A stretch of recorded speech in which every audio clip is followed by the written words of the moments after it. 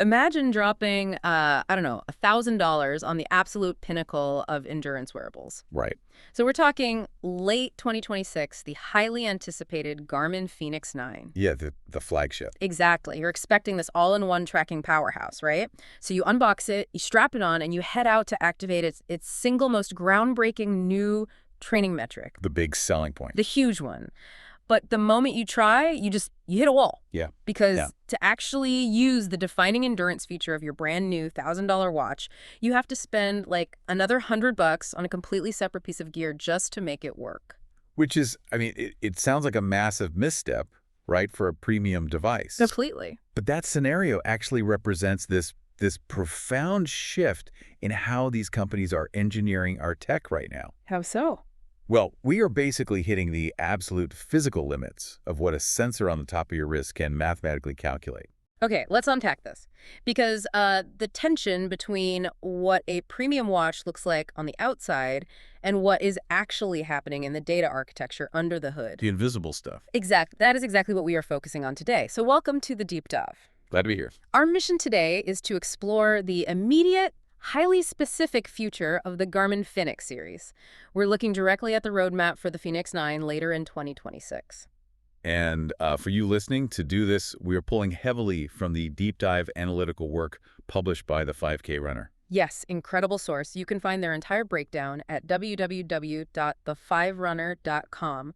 That is the-5krunner-.com. Right. And we lean on their projections because, well, this isn't just your standard internet rumor mongering. No, not at all. The 5K Runner builds this meticulous roadmap by synthesizing Garmin's historical hardware cycles and, parsing recent patent filings. Looking at what the competitors are doing, too. Exactly. The exact component movements of major competitors. And they note that Garmin has firmly shifted to a reliable annual release cycle. Which means basically a numbered model 1 year. And a pro version the next. Right. So the Fenix 8 cycle has run its course. Meaning the Fenix 9 is officially on deck. Okay, and the central premise from their analysis is, honestly, it's a bit of a reality check for buyers. Yeah, it really is. They make it super clear, like, do not go into late 2026 expecting a completely re-engineered smartwatch from the ground up. Or some, magical new solid-state battery chemistry. Right. Instead, this roadmap points to massive, highly targeted step changes in specific component capabilities. Alongside a really hard pivot toward serious health tracking. Which is fascinating. Yeah. But to set the stage, why are these hardware jumps from 1 year to the next so vital? Well, it's because they set the absolute ceiling for the software. Okay, meaning what exactly? Meaning you simply cannot introduce a groundbreaking software feature if last year's hardware physically lacks the sensors to capture the data. Right. If the camera isn't there, you can't take the photo. Exactly. Which is why we kind of have to start by looking at the literal surface of the device. The screen. Because, all the hyper-accurate biometric data in the world is completely useless if the screen struggles to render it smoothly while you're moving. Yeah, if you can't read it while you're running, what's the point? Right. So the 5K Runner projects a 90% chance that the Fenix 9 will stick with a highly improved AMOLED screen. Rather than making the leap to microLED just yet. But the specs on this AMOLED panel, they are staggering. Yeah, they really are. We are looking at pushing up to 3,000 nits of peak brightness. Which is, for context, pushing 3,000 nits on an AMOLED panel means absolute peak readability. Like blindingly bright. Yeah, even if you're pulling topographic data on a high-altitude glacier at high noon, with the sun just bouncing directly off the ice. Exactly. You'll still be able to read your map perfectly. But pushing a display to that extreme introduces this really fascinating counter feature in the roadmap. Oh, the low nits mode. Yes. The analysis points to the potential introduction of a super low nits level, like an ultra dim mode designed for tactical use. Or preserving night vision, yeah. Right. But there's a catch, isn't there? There is a very specific caveat attached to that low light mode in the projections. Yeah. Garmin will only implement it if it offers a net positive in overall battery preservation. Which brings us to the fundamental bottleneck of the entire Fenix line right now. The software. The software. Because driving a 3,000 nit screen requires immense power optimization. Right. And Garmin's legacy software architecture is really struggling to keep up. Yeah, despite the UI improvements we saw around the Fenix 8 release late last year. It still wasn't built from the ground up for a round, high-refresh touch display. No, and that is incredibly apparent when you try to pan across a dense topographic map. Oh, man, the stuttering. Yeah, it stutters, which is an area where operating systems from competitors like Amazfit are just running circles around them. See, here's where it gets really interesting to me. It feels like Garmin is prioritizing putting a state-of-the-art 4K movie screen on top of a device with basically a dial-up connection. That's a great way to put it. Right, like if the user interface is sluggish and the map rendering is jittery, why prioritize the brute force of a 3,000 nit screen over just fixing the fundamental software architecture? Because tearing down that architecture means rewriting millions of lines of code. Wow, millions. Yeah, code that currently guarantees compatibility with a decade's worth of legacy apps, data fields, external sensors. Oh, the entire Garmin ecosystem. Exactly. Garmin's original code base was heavily optimized for static, memory, and pixel displays that you navigated with physical buttons. Not touchscreens. No.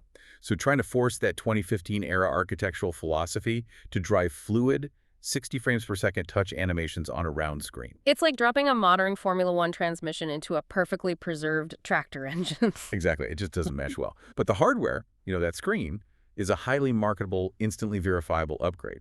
Right, it looks great in a commercial. Yeah, it masks the growing pains of a software ecosystem that honestly takes years to rebuild. Okay, but that immense power budget required for the display perfectly explains why Garmin's approach to their new location tracking is so contradictory. What do you mean? Well, a study map doesn't matter much if the watch doesn't even know your exact coordinates on that map to begin with. Ah, right, the GNSS chipset upgrades. Yes. The 5K runner is predicting the arrival of tri-band GNSS technology. They give it an 80% chance of arriving this year. And a near certain 95% chance by 2027. Right. And we are talking about achieving 50-centimeter level accuracy. Which is wild. And to understand why tri-band is such a monumental leap over the current dual-band standard, you really have to look at the mechanics of multipath error. Okay, break that down for us. What is multipath error? So imagine you are running through a dense urban canyon. Like downtown, surrounded by skyscrapers. Right. The satellite signal comes down, hits the glass and steel of the buildings, and bounces before it actually reaches your wrist. Okay. So your watch receives the direct signal, and then a fraction of a second later, it receives the bounce signal. Which confuses the algorithm. Exactly. It creates those jagged, completely inaccurate GPS tracks where it looks like you ran through a building. It's like trying to listen to a specific person talking in a room full of echoing speakers. Yes. Dual band helps with that, but tri-band introduces a third frequency that acts almost like algorithmic noise-canceling headphones. Oh, that's cool. It allows the chipset to instantly identify those multipath reflections and reject the bounce signals entirely. So it just locks onto the true transmission. Precisely. Yeah. And that 50-centimeter accuracy, that is the difference between the watch knowing what street you were on versus knowing exactly which side of the sidewalk you were running on. Which is incredible. But the competitive pressure here is immense, right? The roadmap specifically highlights the Huawei Watch GT Runner 2. Yeah, which just launched in February 2026. And it already sports the industry's first tri-band GNSS chipset. Alongside the first Bluetooth 6.0 connection on a wearable. See, that Huawei comparison highlights the exact contradiction I mentioned earlier. About the connectivity. Yes. The 5K runner predicts there is only a 20% chance Garmin will actively leverage Bluetooth 6.0 or faster Wi-Fi protocols in the Fenix 9. Right, expressly noting that we should not expect AirTag-style ultra-wideband location tracking. Which makes me wonder, if competitors like Huawei are already debuting tri-band and Bluetooth 6.0, is Garmin intentionally ignoring modern connectivity features? Or are they just refusing to play the smartwatch game? Yeah. Are they protecting their sports watch battery life at the cost of modern features? It's absolutely the battery life. It is a deliberate, calculated firewall around their sports watch identity. A firewall. I like that. Yeah, because always on, high bandwidth Bluetooth, and fast Wi-Fi protocols, they absolutely eviscerate a battery. They just drain it. Garmin knows the second they try to compete directly with an Apple Watch or a Galaxy Watch. Like acting as a real-time tracking beacon, constantly pinging high-speed data. Exactly. The moment they do that, their legendary multi-week battery life just vanishes. Okay, so the new GNSS chipset they source might technically have Bluetooth 6.0 baked into the silicon. But Garmin will essentially throttle it. Right. Or just ignore it entirely. They are protecting their core demographic. Because the moment a Fenix user has to charge their watch every 36 hours, the illusion of the rugged off-grid tool dies. Yep. Which means Garmin isn't trying to be a better smartphone accessory. No, they're not. They are pivoting hard toward becoming a medical-grade health monitor. Yes. The 5K runner outlines this major structural shift in the optical sensors, pushing them way past basic heart rate tracking. Into what they term pseudo-medical metrics. Right. So we are looking at the introduction of long-term blood pressure trend capabilities. And significantly deeper continuous arrhythmia detection. How does that actually work on the wrist, though? The technology relies on analyzing the pulse transit time. It measures the exact shape and speed of the pulse wave as it passes under the optical sensor. And from that, it can calculate changes in vascular resistance. Okay, but let me push back on this a little bit. What does this all mean for the average user? Like, we know fitness trackers love to market vast amounts of data. In the early days, it was just counting steps and guessing calories. Right, the early pedometer days. Yeah. So are these new blood pressure trends genuinely actionable for the listener? Or is this just Garmin cautiously marketing pseudo-medical data to justify a high price tag? Well, the phrasing in the source material is vital here. They use the word cautiously for a reason. Okay. Because Garmin is not claiming the Fenix 9 will replace a doctor's inflating blood pressure cuff. So it's not a clinical point-in-time diagnosis. Exactly. The actionable value is entirely in the continuous passive monitoring. Ah, seeing the trend over time. Yes. Think about it. If you visit a physician once a year, they get one isolated snapshot of your blood pressure. Usually when you are already stressed out from being in a clinical setting. The white coat syndrome. Yes, it completely skews the data. Precisely. But if your watch is monitoring your cardiovascular baselines every single night while you sleep, For like 6 months straight. right, it establishes a flawless personal baseline. It can detect a gradual 10% upward drift in your vascular resistance before you ever feel a single physical symptom. Oh, wow. And that is incredibly actionable because it alerts you to an invisible trend, prompting you to go have an informed conversation with your doctor long before a cardiovascular event occurs. That makes total sense. So the wrist-based optical sensors are becoming brilliantly advanced for passive 247 wellness monitoring. Yes, for wellness. But this brings us back to the massive twist in the Fenix 9 roadmap regarding pure hardcore sports tracking. The dilemma we opened with. Exactly. After all this discussion about these upgraded wrist sensors, the most advanced endurance metric coming to the watch actually bypasses the wrist entirely. Yeah. The 5K runner projects a 30% chance that the Fenix 9 will finally introduce native support for ventilatory threshold training. And for serious endurance athletes, this is a genuine Holy Grail metric, right? Absolutely. In many training scenarios, mapping your zones by your ventilatory threshold is vastly superior to traditional power output or basic heart rate zones. Because it's measuring your actual metabolic breathing rate. It identifies the exact moment your body shifts its metabolic pathways. Right, because you are accumulating lactate in your blood faster than your muscles can clear it. But here's my question. Why can't the watch just calculate that on its own? It has all these new sensors. It comes down to the physical limitations of photoplethysmography, Which is the technology the optical sensors use. The watch shines light through your skin to measure changes in capillary volume. right, the green flashing lights. Yeah. But to calculate your ventilatory threshold without putting you in a laboratory with a physical oxygen mask, the software needs to extract your exact respiratory rate by analyzing your heart rate variability. HRV. Right. And we aren't just talking about beats per minute here. We are talking about the RR interval, The R interval. the microscopic millisecond to millisecond gap between the electrical peaks of your heartbeat. Okay, I see where this is going. Because when you are doing a high-intensity sprint interval, your arms are swinging violently. Introducing massive kinetic noise to the sensor. Plus, isn't your body actively constricting peripheral blood vessels in your arms to push blood to your major muscle groups? Exactly. The optical sensor simply cannot see through that kinetic noise and vascular constriction to catch those millisecond electrical variations. It smooths out the data too much. Way too much.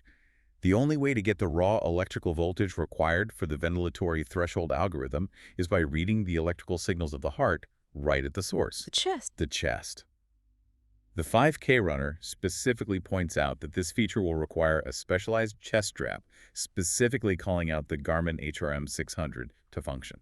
So it perfectly mirrors the analogy. It's like the Fenix 9 is just becoming the dashboard, but you still have to buy the premium engine to put under the hood. That's exactly it. But if buyers are spending top dollar for a Fenix 9, discovering that the most groundbreaking endurance feature requires them to buy a separate chest strap, I Right. mean, how are they going to feel about that? It feels like a paywall. It is a tough pill to swallow for a consumer expecting an all-in-one device, even if it is a fundamental limitation of physics. Right. But consumers demand physical reliability from the Fenix line above all else, which actually explains why the 5K runner firmly shuts down another major hardware rumor. Oh, the rotating bezels. Yeah. Back in late 2025, patents were filed showing rotating bezels, similar to what Samsung uses for navigation on the Galaxy Watch. But the roadmap clearly states we should not expect rotating mechanical bezels on the Fenix 9, No. which makes sense because a mechanical rotating bezel sounds incredible in a pristine boardroom, But the moment you introduce fine sand into it, or trail grit, or freezing water, it jams. yeah, moving parts break. When you are wearing thick gloves on a freezing mountain ridge, you don't want to fiddle with a delicate rotating dial. No, you want a solid-state physical button you can actually press. Durability dictates design. Always.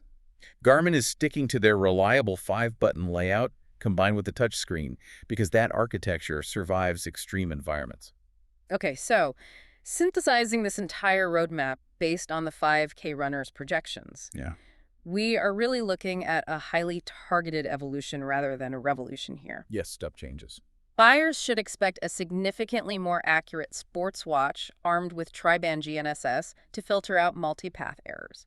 You are looking at a brilliantly bright 3000 nit AMOLED screen. Carefully managed by aggressive battery optimization protocols that intentionally throttle modern connectivity, like Bluetooth 6.0. Right, and you're getting a massive expansion into pseudo-medical cardiovascular tracking with those long-term blood pressure trends. So the ultimate verdict, whether current Fenix 8 owners will actually upgrade depends entirely on Garmin's aggressive pricing. And if this complex sensor roadmap actually arrives on schedule later in 2026. It is a delicate balancing act.